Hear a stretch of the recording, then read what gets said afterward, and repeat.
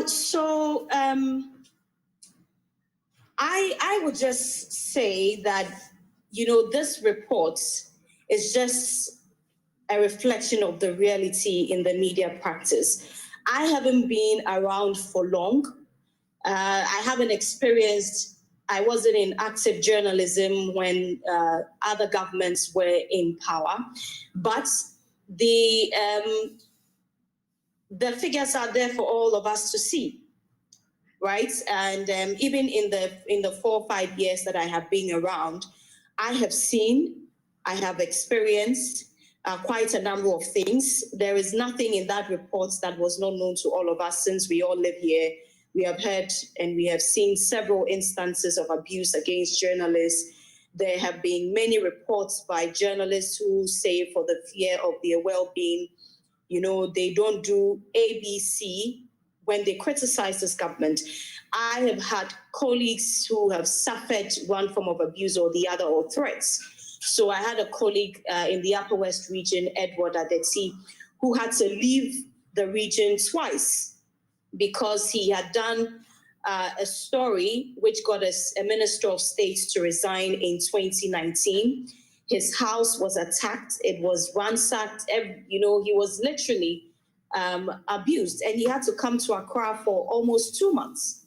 When that happened, I recall that the Ghana Journalists Association issued a statement, as they always do, condemned the attack, and said that they were going to ensure that Edward was safe.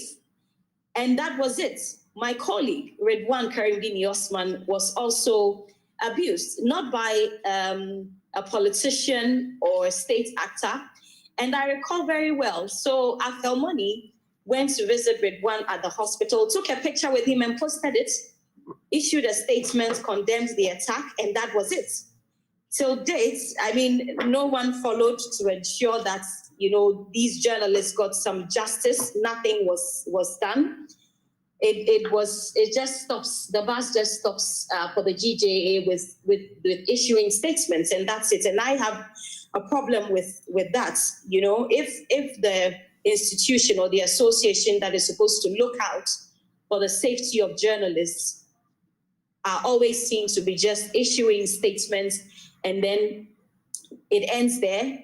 Who then is going to stand up for us? I don't know. It's good that Afel is here to tell us what the GJA has done, for instance, in pushing to know what happened with Ahmed Swale's killing, because as we sit here, we know that no one has been punished for that.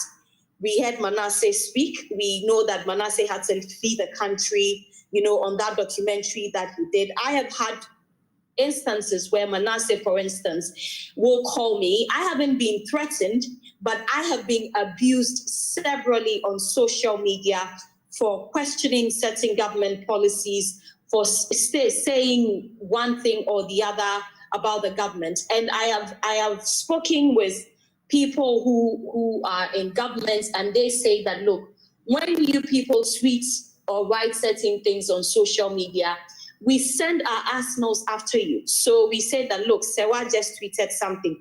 Go and attack her. Go and read it and do whatever you want to do to her. I have been a victim of that several times on several occasions. And there are people on this platform. There's Ifia Pokia, there's Evans Mensah, there's Manasseh, who have called to find out if I'm okay. And there are people, there are journalists who say that I won't tweet, I won't do this because I cannot stand the criticism and the insults that comes with some of these posts. So I have suffered that. Now, while I appreciate, Samson, the right of governments to rebuttal, I believe that setting up social media trolls to personally attack journalists for being critical is not the way to go. So there was a time where there was a member of parliament who, on the social media page, was making a lot of noise about a bridge that he had constructed for his constituency. I saw it, and I said, this is something that these people deserve. It's not something that you need to rub it in our face like you've done something that hasn't been done before. That member of parliament's social media account personally attacked me, insulted me. you know, and like I said, I appreciate the right of governments to rebuttal. We've scrutinized so what has been said?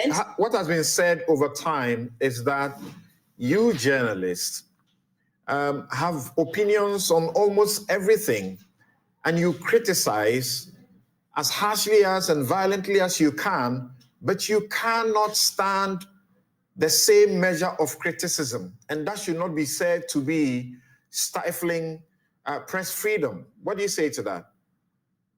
Well, Samson, I don't believe that anyone on this platform right now, Evans, Pia Pokia, Nanaya Mensah, and all that, will have a problem if we say something and you believe that what we have said is untrue. Only come back with facts to rebut what we said. For instance, I mean, I listen to Evans every time. I listen to Ipiapokia. When they are making statements, they don't just come and sit on radio and just speak.